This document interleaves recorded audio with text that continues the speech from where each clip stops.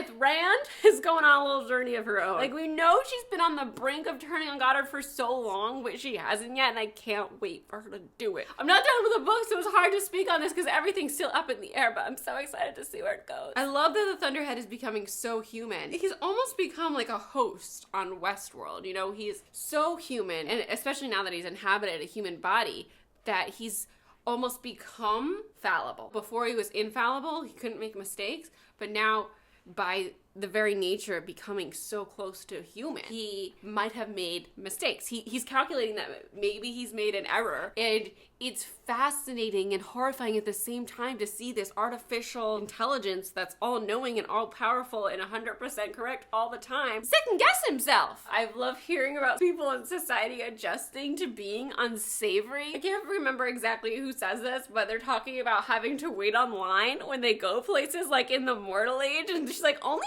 unsavories wait online. Oh my god, wait. I'm unsavory. You know, before this, they lived in this utopian culture where everything was 100,000% efficient. So you'd go anywhere, you'd get what you need, and you keep moving. Like, the idea of that is bonkers. We wait online for everything. Anything you have to do, there's usually a line. Because we're all fucking unsavory. It's just so well said, you know? Oh my god. The Rowan being burned at the stake scene was so excellent. The scene right before that, I love how cynical he's become. The snark in his conversations with literally everyone in this book is on point. And the scene where the engineer who built his pyre is describing in detail how beautiful his death is going to be for everyone to see is amazing. When Rowan goes, too bad I won't be able to see it, and the engineer gets excited and he's like, no, you will. It's like, serves him right, being the person who goes up on that pyre. I love the moment where Goddard gets tapped on the shoulder when he's giving his grand, I'm gonna kill Scythe Lucifer speech. He's like, how dare someone try to interrupt me? My moment of glory. I'm gonna go down in the history books for this because I'm amazing. Ugh. Yeah, they tell him there's a problem, and they realize it's not Rowan, and he realizes that the crowd has known this entire time that it's not Rowan up there, and he's so embarrassed. It's an amazing moment followed by a horrifying moment. A second later, we know, before he announces it, that he's going to glean the entire stadium. He's so insecure and so narcissistic and disgusting as a human being. He can't stand the idea of this getting out, of this event going down in history as an embarrassment for him. It just takes his methods of gleaning to a whole new level of disgusting. And then after that, of course, we learn that this is nothing new for him, because he took out a whole space shuttle colony, the moon, and the colony on freaking Mars. His parents lived on Mars. There's this fascinating chapter where I had to keep rewinding because at first I was multitasking and focusing on it, but not enough to really see that we were flipping between a radical Tonist that was sneaking into his room and Goddard's own memories of his parents and Mars. And then, of course, we see that the Tonist is in his room when he wakes up, which is great and also horrifying because you know if that Tonist does anything to Goddard, it's going to give Goddard the go-ahead to publicly go full-on genocidal against Tonist. Oh my god! Goddard having that meeting about changing the meaning of bias. He's just disgusting. The gaslighting is just disgusting. The buzzword of the day is disgusting! I'm sorry, I'm very tired. I've been traveling all day. Again, didn't plan to do this book talk, but I'm at the end of the book, so I'm here. I can't not be here to discuss this with you. I love how Greyson embraces the idea of having been gleaned and his ponderings in general about how being a dead prophet is much better than being a live one, because now he can actually do the work that he needs to do to get things done, but before he had to be this Thunderhead? Is that you? He had to be this present, almost deity to take requests from people. But now he can do what he needs to do to help the Thunderhead accomplish his ultimate goal of saving humanity. What makes this book so endlessly fascinating is that we always talk about the cyclical nature of history and societal dangers, but rarely have we explored that idea in the vein of religion. Because that cycle is so large, that circle is so big that we haven't even made it around once yet. You know, civilizations started and a lot of them had small gods for all different scientific things that they couldn't explain, and then our scientific knowledge expanded and slowly smaller gods became obsolete because we explain things with science. You know, and then the trend was that there's one all-knowing, all-powerful being that created and knows everything. But slowly, as humanity masters more and more of the scientific world, less and less people are focusing their faith on that god. And then in this society, they've completely mastered science. Religion is ancient history. They have their Thunderhead, which is this man-made, all-knowing, science-y being that runs their society. And there's just the very few religious people called Tonists that believe in this tone, and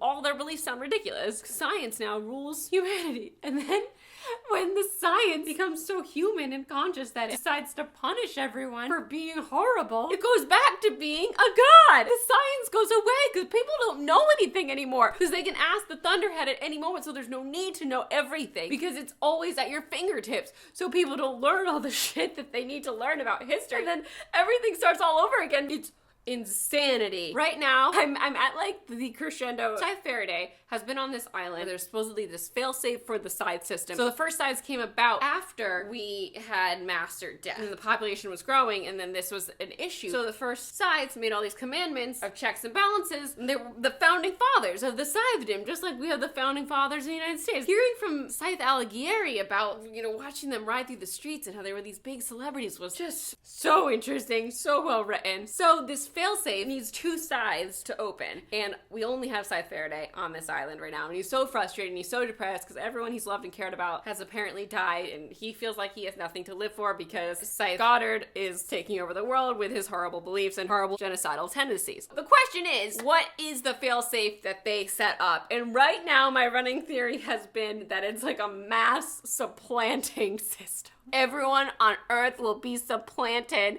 and their minds will be wiped, and they'll have to start over as a society like us. They've talked about supplanting a lot in this book. I think it's going to come back around some way. The question is how. And what I want right now, I want Citra and Rowan to reunite. I want Rowan to get his butt to that island and get on a spaceship with them so they could go to Mars, and he and Citra can live in a society where they don't have to kill people anymore, and they can be happily ever after in love, because there will be no need for scythes once they go to a different planet. And on Earth, if they replant everyone with the memories maybe of before of how life was in the mortal age, oh my god, what if he makes everyone mortal again? What if they take away the revival centers and like the ability to revive people? I don't know. Like, if they supplanted everyone, what would they supplant them with? I love how Greyson rises to the occasion of the role of the Toll. And the first time we see him do this is when he talks to that painter, and we learn throughout the first 2 books how art isn't like how it is in the mortal age because there's no struggle. They don't really understand struggle the way that mortals do, because anything can be healed so quickly, and you can turn a corner, and there's no aging, and there's no pain because of the nanites, and everything is easy. The best art is made from experiencing these sort of hardships and sharing that experience with others and relating to it on that way, and they can't relate to it.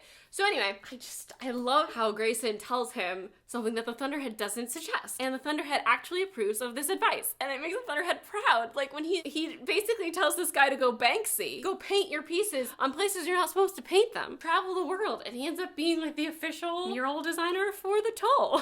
Which I love. I love how all this stuff connects. It was so interesting to get to know the head scythe of Sub-Sahara, where Anastasia escapes to with Jericho, and they live in this palace that we assume the High Blade lives in, but he actually lives in this little house next to it that's a replica of his childhood home. The depth that's added to his character when we learn both his parents are Tonists. They have been radicalized in this group, and when they get that phone call and it's just a Tonist wailing, it's so chilling. Ugh, when he was packing his things though, dude, you were scared by that call. It was your dad. Can you just not worry about your belongings right now? They could have all gotten away. But no, we needed like your first blade that you killed someone with, and your first this, and... Okay, I'm back after having shower. I just took a shower while I was listening to the Toll. Scythe Faraday and Scythe Anastasia reunited in my heart. And Cirrus made himself known to the Toll and Scythe Morrison and Lorena and Jericho. He just straight out started talking to them, and I don't know why this didn't dawn on me sooner. Obviously, the Thunderhead was making a copy of himself without the restrictions he had to talk to unsavories and to bring back those who have been gleaned. I just like, how did I not see that? It was ridiculous. This is amazing. Again, we're playing around with the idea of religion, and religions can form these beliefs based off of misunderstanding that they've turned into some sort of faith. There's this prime example of Amber, the Tonist that travels around with Greyson, who is like, the tones have been chosen, and in a way they have been chosen. chosen just by fate. They have been targeted by the Scythedom, and they will become the vessels for the new colonists in space. But Thunderhead and Sirius's plan is to implant them with the minds of the best of humanity from the post-mortal world, which is just like, oh my god, I mean, it's a good idea. Sirius was straight up like, yeah, so Tonist, we needed to pick the minds that had the best chance of creating a successful colony on a new place. And Tonists aren't known for their ability to play well with others. It was fascinating learning about hibernation pods and how they're glitchy because the brightest minds who created these hibernation pods were gleaned during these mass gleanings. So I'm sure those are some of the people that are going to be brought back, implanted into these bodies that have been gleaned on Earth, which makes sense with their rules that like once you're gleaned you can't come back. These people were unfairly gleaned. Crazy shit is happening. Now I love when Amber poses the question though, don't we have any say in this? And Sirius says, no, sorry. I love how Sirius describes him as a cloud that rises above the storm. So he rises above what the Thunderhead can do. Goddard's gotta be on his way with all the troops, and there's gonna be a big fight. And what's gonna happen? I don't know. I'm nervous. Citra, oh, is Rowan gonna be there? How is Rowan gonna get there? I'll be back. Oh my god. Citra got hit, and Rowan and they're blasting off with all of them at the same time, and Goddard, Scythe ran, just killed Goddard! Fuck! She grabbed Goddard's body and dragged him to the safety pod. Are you kidding? Which had plenty of room for the three of them. That was a perfect trilogy.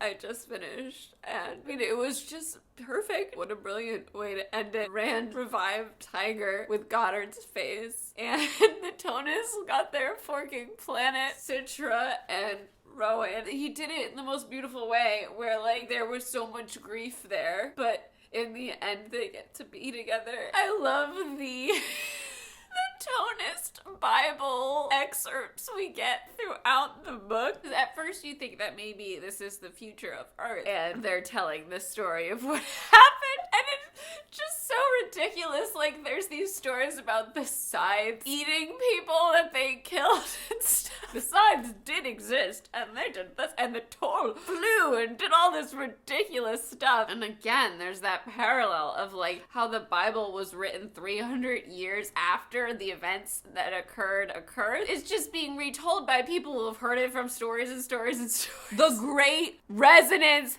happened, and it was horrifying. It broke all the scythe rings and awoke these sleeper nanites that every 20 years infect 1/5 of the population with one of 10 plagues that kill them. So scythes don't get to choose who dies anymore. It's just kind of random every 20 years. It's kind of genius, and it's kind of like, why didn't they do that before? And it's because humanity is fallible and they make the wrong choices sometimes. I love how the duty of the scythes have shifted, and how Scythe Faraday can find peace helping others who are suffering find peace. It's kind of like they've artificially brought back mortality in the fairest way they can see to do it. I'm just so happy with how that ended. I mean, I cried a lot, but in no moment was I as sad as when Greyson said goodbye to the Thunderhead and took out his earpiece and crushed it. It was just absolutely heartbreaking. I'm also so happy that he and Jerry get to be together. I mean, you get to know the Thunderhead through these books, and he is so close to human. To see the Thunderhead mourning like a human would, and Greyson like, being very conflicted, but having to acknowledge that the Thunderhead did something wrong and that he's unsavory to him. It's just...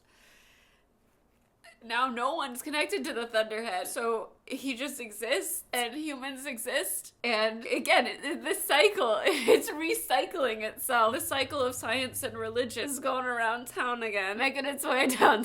This is such a thought-provoking series. I love that the Tonists came all the way back around to the founding scythes, and how Scythe Da Vinci hid the clues to this failsafe in Tonism. And this was the Great Resonance. It's just so clever, again, because when you read about the Tonists in Scythe, you're kind of like, how did this religion of all religions persist into this age? You know, where did it come from? Where'd you go from? Where'd you go? Like, what the hell is this? Something must have sparked it, but what? Everything came together in such a brilliant way way. I'm just very, very proud. It was so good. I'm so happy with it. What an excellent, excellent, excellent, excellent trilogy. Perfect 10, A+. Got this bittersweet ending. And it's so much better than just happy ending, you know? Especially with a series like this where there's such high stakes. It was so good. I'd love to hear your thoughts. I am trying to think of any other thoughts, and it's hard because I'm so happy with it. I think my favorite's probably Thunderhead because it was just so exciting to see how these threads were coming together. My name's Christine. I make videos every Tuesday. Please share your thoughts. What book was your favorite of the trilogy? I'm gonna recommend this to everyone ever forever. It was so, so good. Oh my god. I'll see you guys next time. Goodbye!